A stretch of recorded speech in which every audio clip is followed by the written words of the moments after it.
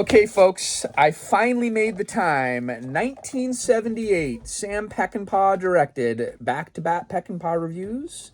Convoy, another troubled production of alcoholism and drug abuse. Sadly, Sam Peckinpah struggled with substance abuse most of his career. This movie even went 12 days over budget, doubling the production budget. It was Peckinpah's highest grossing commercial success film, though. Although in a biography, the biographer said that basically his vision of the film was gutted. This movie has a theatrical 110-minute runtime. Peckinpah's rough cut of this film, just kind of like Major Dundee, I would be interested to see that cut of the film, was 220 minutes. And my wife tried to watch this film with me this morning, and she just couldn't get through it. This movie fits in with a lot of those 70s road movies like Vanishing Point to me, which is a far superior film. This movie came out the year my mother graduated high school, 1978. The year before, which I have reviewed that film on the channel, Smokey and the Bandit came out the year before. So apparently, and it says on the back of the box, Peckinpah was the king of Westerns, but by the 70s, that genre had kind of fizzled out. And trucker epics and road warrior type epics were all the rage. So this movie kind of fits into that genre.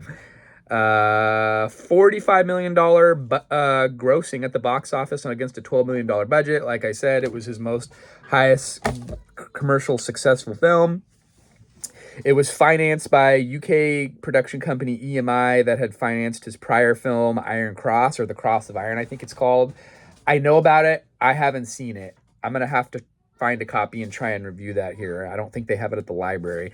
Huge shout out to the Stanislaus County Public Library System for providing this copy for free to rent. They had a crash scene. He tried to kind of do a lot of improvisation with the actors to go away from the script, which he wasn't thrilled about. That didn't really work. There was a truck that crashed during production that wasn't planned, but they left it in production and just kind of made it part of the film. He cast two black actors. That was considered edgy at the time. This movie does have like a race element. It kind of touches on racism and civil unrest of the Vietnam War. A lot of different things going on in this movie, cultural stuff that I think is very important. It also kind of ties into the movie that I reviewed recently, Meet John Doe, where politicians want to exploit somebody for their own gain. So, wow, who would have known that there was a Frank Capra tie-in? Yes, Ali MacGraw with permed hair, kind of a 70s Afro vibe, and Chris Christopherson shirtless most of the movie, and he was the eye candy. So is Ali MacGraw. If you like the movie Duel, or you like Vanishing Point, I think you will enjoy this movie. It is considered a cult classic. Critics do not like it. 58% Rotten Tomatoes score. IMDb is higher, 6.3 out of 10. The audience score is kind of where I'm at with the Rotten Tomatoes. 71% audience score, and I think my rating for this film is 3 out of 5. A lot of Peckinpah's movies that are supposed to be like iconic, they don't resonate with me overall. Even at 110 minutes, I found myself kind of losing interest at points. But what he does best is cinematography, wide-angle shots, close-up face shots of someone's just zooming right in. He cast really interesting actors for background people. There's just a lot of rough-looking people in that production that are like the truck drivers, really nitty-gritty type of people, and I really like that. So there was parts of it that I loved. The color photography, he loves filming in the Southwest. This movie was mostly filmed in New Mexico, and it takes place in New Mexico. Ernest Borgnine kind of plays the Jackie Gleason character from Smokey and the Bandit, but it's not a comedy. This is like, I guess it has some comedic moments, but it's a much more serious film. Chris Christopherson, Ali MacGraw, the Ernest Borgnine, they're the headliners. There's a lot of other interesting actors. Very 70s. I don't really know what else I have to say about this film. The movie was inspired off of a 1975 country song also called Convoy.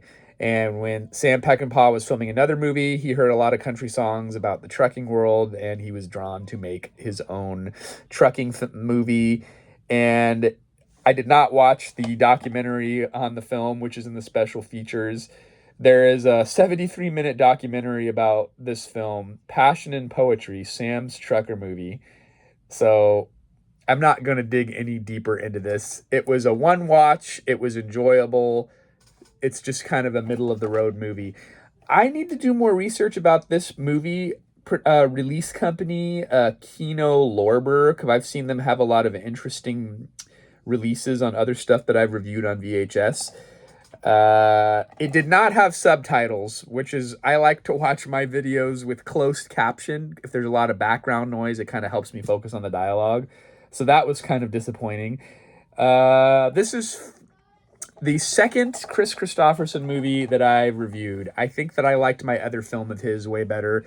Also filmed in the Southwest. Highly recommend Chris Christopherson in the movie Flashpoint. That's pretty much it. Until next time, we'll see you then.